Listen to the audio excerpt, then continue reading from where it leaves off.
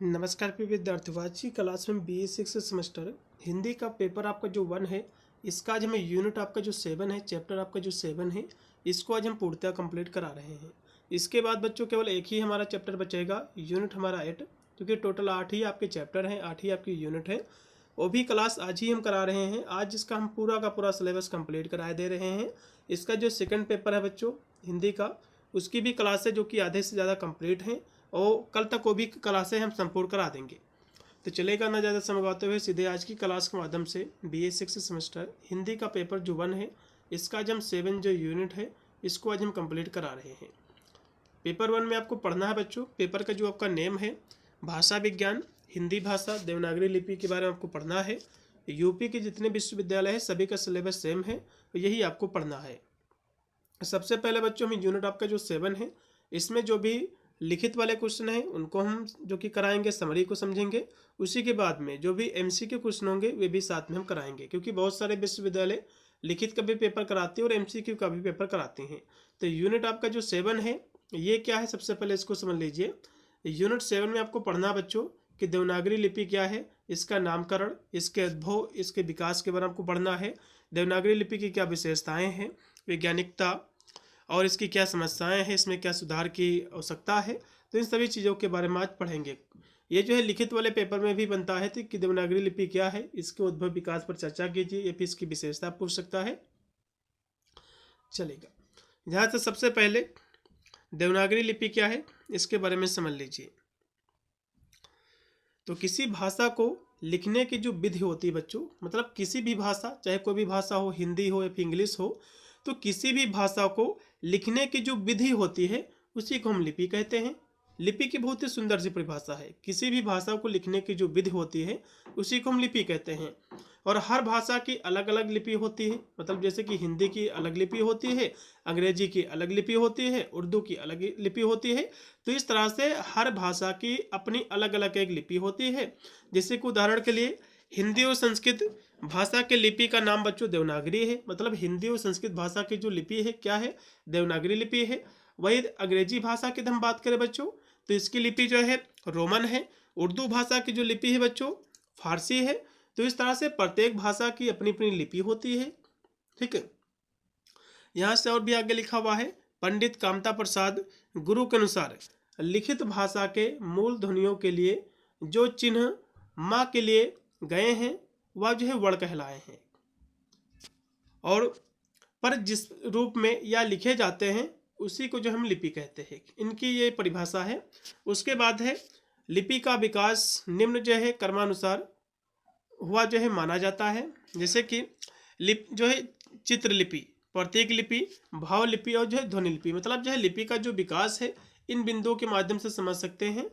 ठीक है, या फिर इसके कह सकते हो, ये प्रकार भी समझ सकते हो कि चित्रलिपि, प्रतीक लिपि, भाव लिपि, ध्वनि लिपि। तो अक्षरात्मक जो है वर्णनात्मक, भारत की सभी लिपियां अक्षरात्मक हैं, मतलब अक्षर में हैं, जबकि रोमन लिपि वर्णनात्मक होती है।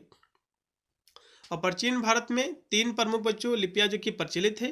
पहली है सिंधु घाटी लिपि, दूसरी है खरोष्टी लिपि, तीसरी है ब्राह्मणी लिपि। तो ये 3 जो कि विधियां जो है या फिर कह सकते हो लिपियां जो हैं ये प्रचलित है।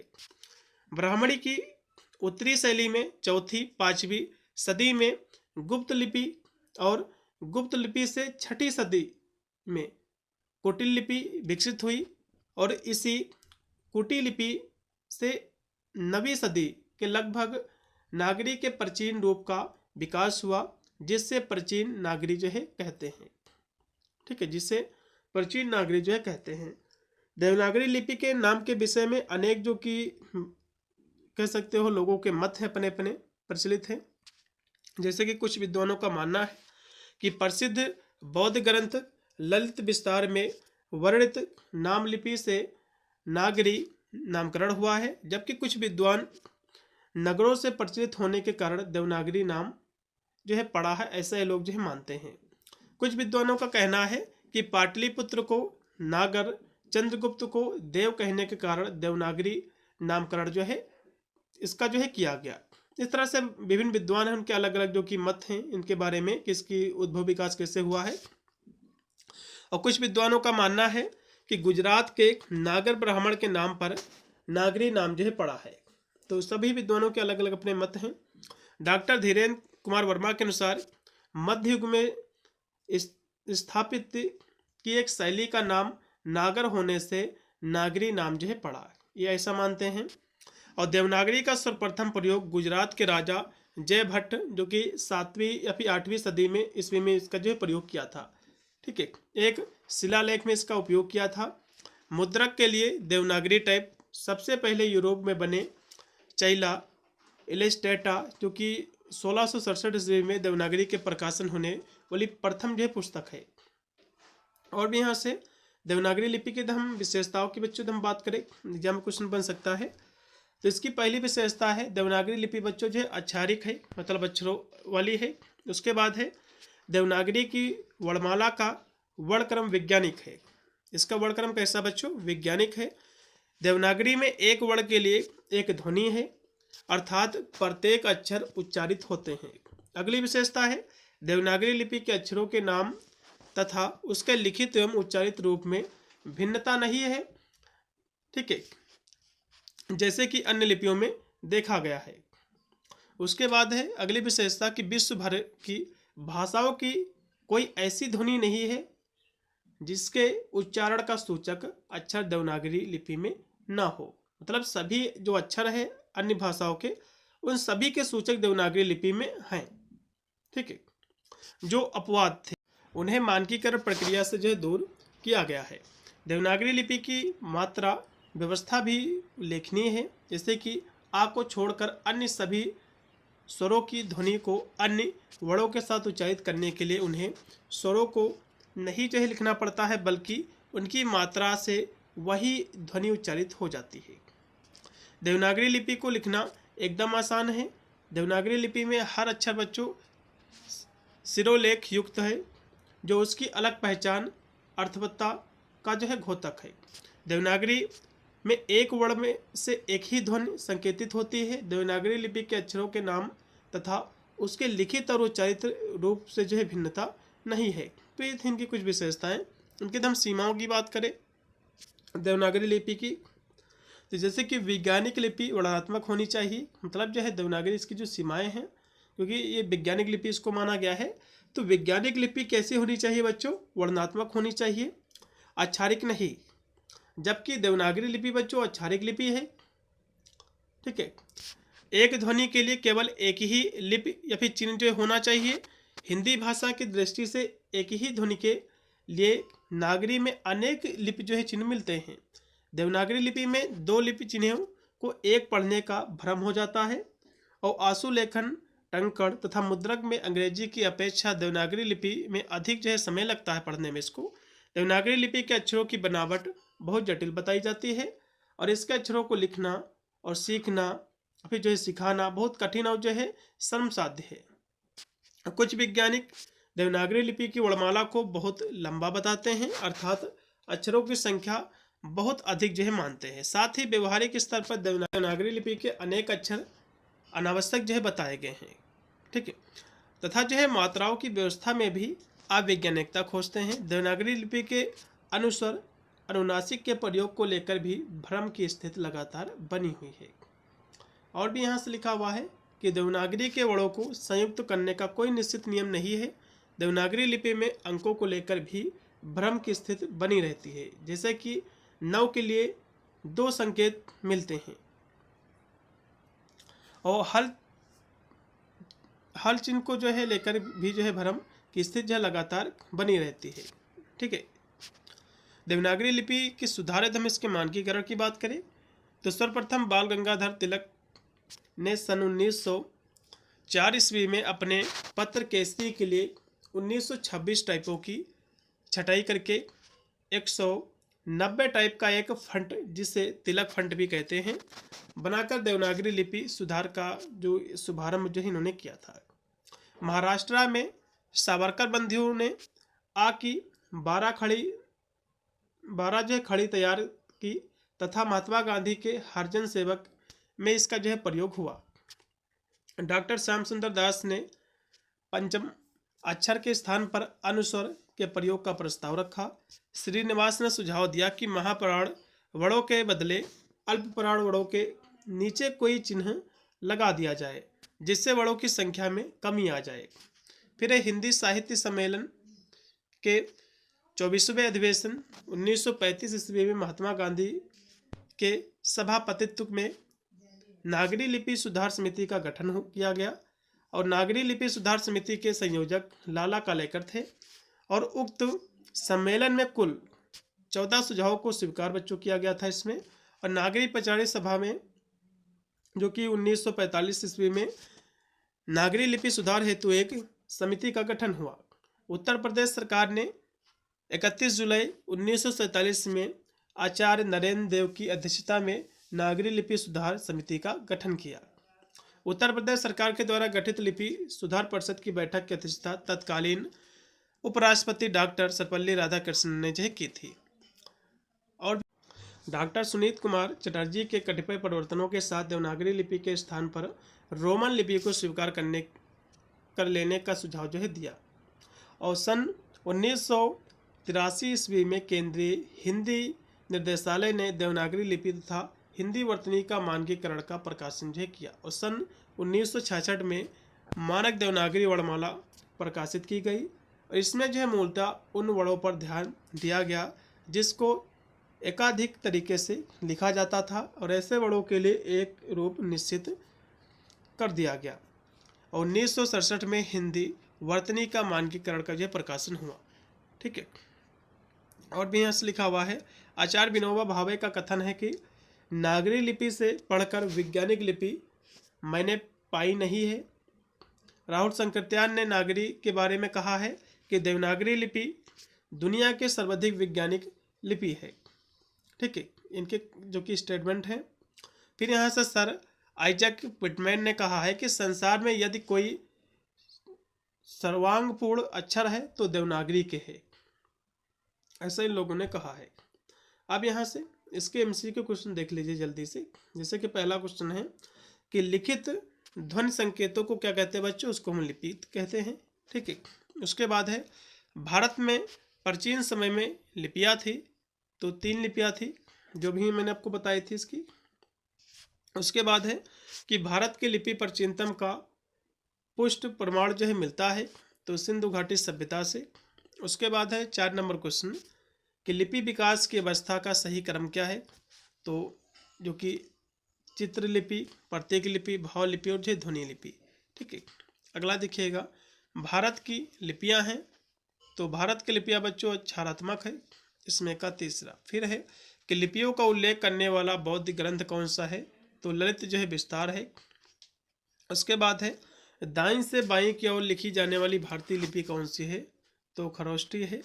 उसके बाद है खरोष्टी लिपि की उत्पत्ति हुई है, ठीक है, अरमेक से हुई है। फिर है ब्राह्मी लिपि को डिसाइफर किया है, तो बूलर ने। फिर है कि प्राचीन देवनागरी का विकास हुआ है, तो किससे हुआ बच्चों, तो कुटिल लिपि से, इसमें का पहला है। ध्वनि के अनुरूप संकेतों की दृष्टि से सर्वाधिक लिपि है, तो देवनागरी लिपि है। इसकी दृष्टि से ब्राह्मी लिपि के प्राचीनतम नमूने प्राप्त हुए हैं उत्तर प्रदेश से। उसके बाद 13 नंबर है कि देवनागरी लिपि का सर्वप्रथम प्रयोग मिलता है, तो गुजरात के जो राजा थे जयभट्ट के शिलालेखों में। फिर 14 नंबर है कि देवनागरी लिपि में सुधार का आरंभ प्रयत्न किया है, तो बाल गंगाधर तिलक जी ने।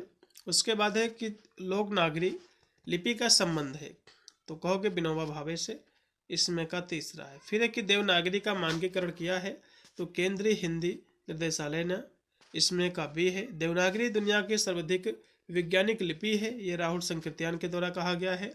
देवनागरी लिपि का मानकीकरण हुआ है बच्चों, कब हुआ है, 1966 में। उसके बाद उत्तर प्रदेश सरकार ने देवनागरी लिपि सुधार समिति का गठन कब किया है, 1947 में। कब किया था, 1947 में। नागरी लिपि सुधार समिति के संयोजक थे, तो कौन थे बच्चों, काला कालेकर जी थे, इसमें का तीसरा है। फिर है कि भारतीय भाषाओं के लिए देवनागरी लिपि के स्थान पर रोमन लिपि का प्रस्ताव किसने दिया था, तो सुनीति कुमार चटर्जी जी ने। उसके बाद है कि महात्मा गांधी के सभापतित्व में नागरी लिपि सुधार समिति का गठन कब हुआ था, 1935 में। कब हुआ था? 1935 में। फिर है कि 1935 के इंदौर अधिवेशन में जो है गठन हुआ था देवनागरी लिपि सुधार समिति का। उसके बाद है कि देवनागरी लिपि की वर्णमाला का क्रम क्या है? वैज्ञानिक है। उसके बाद है कि पंचम अक्षर के स्थान पर अनुस्वर का जो प्रयोग का जो प्रस्ताव दिया था श्याम सुंदर दास जी ने। उत्तर प्रदेश सरकार ने नागरी लिपि निर्माण समिति का गठन कब किया था? 31 जुलाई 1947 को। फिर है कि उत्तर प्रदेश ने नागरी लिपि निर्माण समिति का गठन किया जिसके अध्यक्ष थे आचार्य नरेंद्र देव जी। उसके बाद कि उत्तर प्रदेश सरकार द्वारा गठित नागरी लिपि निर्माण समिति ने अपनी रिपोर्ट जो प्रस्तुत की थी तो 25 मई 1949 को। फिर है कि तिलक ने अपने पत्र में लिपि सुधार की चर्चा की है। तो किसकी की है? तो कहोगे केसरी की। देवनागरी लिपि में मुद्रक और जो है टंकण है तो बहुत ही कठिन है ये। फिर है कि नागरी लिपि से जो है बढ़कर वैज्ञानिक लिपि मैंने पाई नहीं है, ये कथन किसका? विनोबा भावे जी का। उसके बाद है देवनागरी लिपि में कुल वर्ण कितने हैं बच्चों? 52 है। फिर है कि नागरी प्रत्यावर्ती सभा की स्थापना कब हुई थी बच्चों? 1893 में। फिर है कि 12 खाड़ी का सुझाव किसने दिया था? तो सावरकर बंधु जी ने। उसके बाद है कि मानक देवनागरी वर्णमाला का प्रकाशन कब हुआ था? 1966 में। इसमें का दूसरा है। फिर है कि अशोक के शिलालेखों में प्रयुक्त लिपियां है तो ब्राह्मी, खरोष्टी, ग्रीक सभी। इसमें का डी। फिर है कि देवनागरी लिपि में मुद्रित सबसे पहली पुस्तक कौन है? तो चाइना लिस्टेटा है। उसके बाद है कि 12 खाड़ी है तो क्या है? व्यंजनों के साथ शुरू की मात्राएं अनुस्वर विसर्ग मिलाकर जो है लिखना है। उसके बाद है कि सेवाग्राम लिपि संबंधित है तो महात्मा गांधी जी से। इसमें का दूसरा है। फिर है कि नागरी प्रचारित सभा के प्रथम सभापति थे राधा कृष्ण दास जी हैं। फिर है कि नागरी प्रचारित सभा का मुख्य उद्देश्य क्या है? तो हिंदी भाषा नागरी लिपि का प्रचार करना। फिर है कि नागरी अंकों का विकास हुआ है तो ब्राह्मी लिपि से। उसके बाद है कि ब्राह्मी लिपि की किस शैली से नागरी का जो कि विकास हुआ है? तो उत्तरी से शैली से। उसके बाद है कि प्राचीनतम लिपि कौन सी बच्चों? तो ब्राह्मी लिपि सबसे पुरानी लिपि है। फिर कि कौन सा सुमेलित जो है नहीं है मतलब गलत है। तो 12 खड़ी का सुझाव बच्चों जो कि सुनीति कुमार चटर्जी जी ने दिया है, नहीं भैया ये इनके द्वारा नहीं दिया गया है। ठीक है, ये सुझाव जो है बच्चों इनके द्वारा नहीं दिया गया है। यदि इनके द्वारा नहीं दिया गया है ये सुझाव तो किनके द्वारा जो है दिया गया है 12 खड़ी बोली का सुझाव? अभी मैंने आपको बताया था 12 खड़ी बोली का जो सुझाव बच्चों जो दिया गया था किसके द्वारा दिया गया था आपको ये बताना है।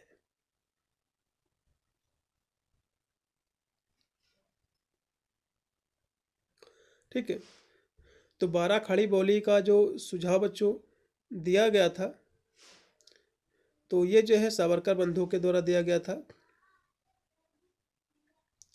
सुनीति कुमार चटर्जी के द्वारा नहीं दिया गया था। ठीक है,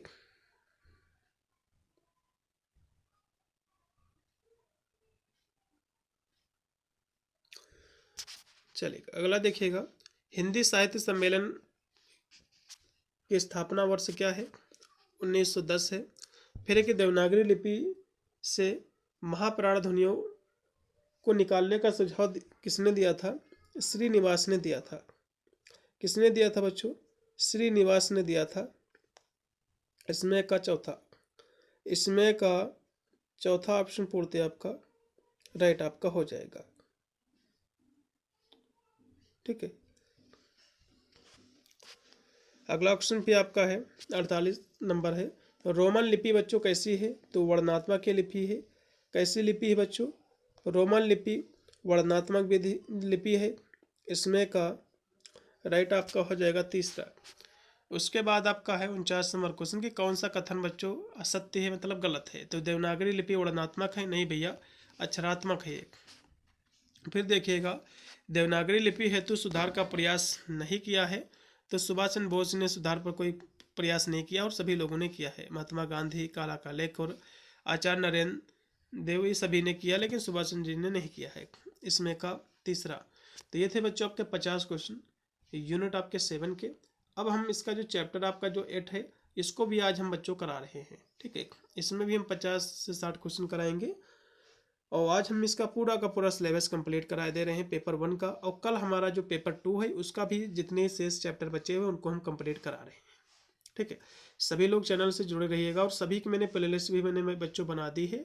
अगर मेरा वीडियो देर से देख रहे हैं तो वीडियो के डिस्क्रिप्शन में आपको प्लेलिस्ट का आपको लिंक मिलेगा, आप जाकर किसकी सारी की सारी चैप्टर्स क्लास आप देख सकते हैं। मिलता है वीडियो के, तब तक सभी को thank you for watching this video.